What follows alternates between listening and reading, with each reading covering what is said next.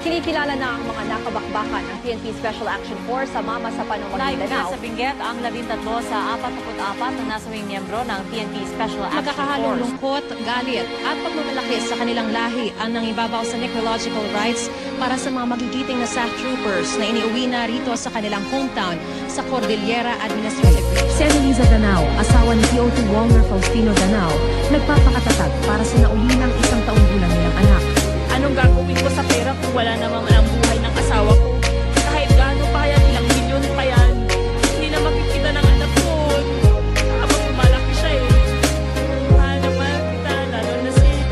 Mula nung pagkabatay nangarap maging sundalo, kaya ako'y nagsumikap mag-aral doon sa Baguio. Pinilit kong makaya mahigpit na disiplina at aking tiniis ang pagkamis sa aking pamilya. Dahil kailangan to para sa aking pagsasanay, para maging matatag sa pagharap sa aking buhay. Hanggang sa dumating na araw na pagtatapos, salamat po sa iyo inay at lalong-lalo na sa Diyos. Sa wakas sundalo na ako, may hawak na katibayan at ako'y ididestino sa lugar na may digmaan. Pasensya na inay, ako'y malalayong saglit, pero pangako ko sa iyo ako'y buhay na babalik. Pagkat ako'y isang sundalo, di gustong makitigma. Pagkos nais ko lang inay ay maging boses sa gitna. Ngunit ako ay dumating sa isang puntong tutukan, at ang kapwa Pilipino kailangan kong putukan. Ako'y isang sundalo na nakahandang lumaban para ang bayaniwan ay maipagtanggol ko lamang.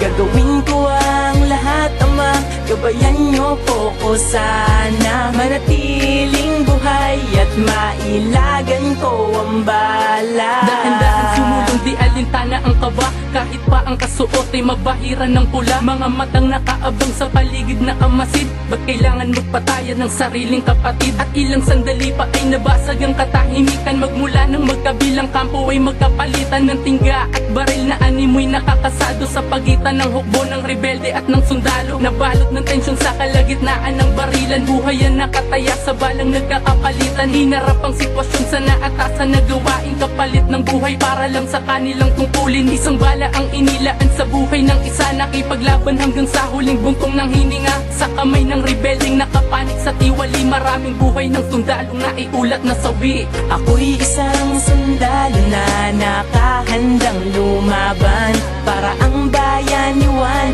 ay maipagtanggol ko lamang.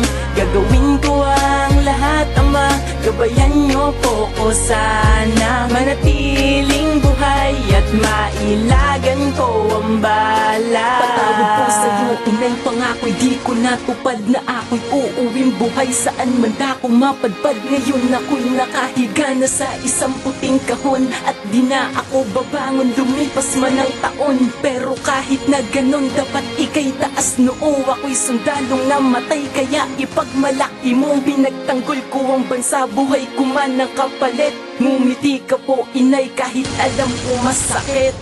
Alam ko masakit.